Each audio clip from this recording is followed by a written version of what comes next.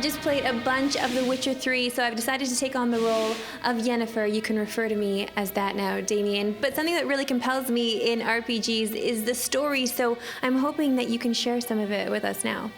About the story, usually it's a big no-no. Like the writers, they don't want us to spoil, their hard work. But what I can talk to you about is maybe Ciri. She's like your daughter, in a way, adopted daughter, and you must find her. Now, she is on the run, and throughout the game, every now and then, you will be able to just play as her for maybe 10, 15 minutes, up to half an hour. And to answer your question, from a story point of view, this is really, really cool, because I get to see what's going on from her point of view, from the point of view of someone that is being chased. Then it will switch back to me, and I want to find her even more. And that's really, really cool. I'll not drink with Weaverlow's freaks. There is a massive evil looming, and that's already in the title, Wild Hunt. So what can you tell me about Wild Hunt, and why should I be frightened? The Wild Hunt in this world is like a myth. They come across the sky, and it's a sign of war.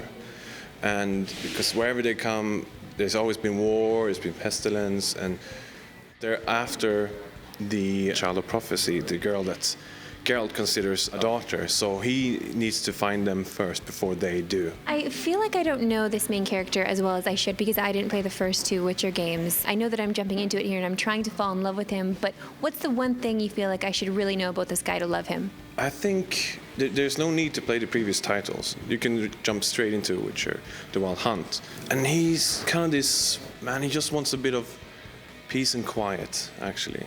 But the world won't let him have that, so he's drawn into this conflict after conflict, and I think he's a man who just searches, trying to find someone who's very special to him. I feel like there are a few women that are special to him. Oh yeah.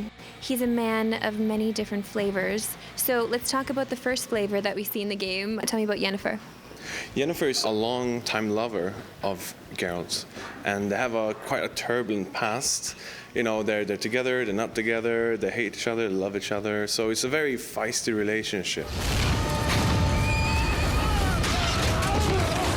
If you're not familiar with the books or even the previous games, she's this beautiful sorceress. She absolutely controls Geralt, let's be honest. The strongest characters we have in our game are by far the women.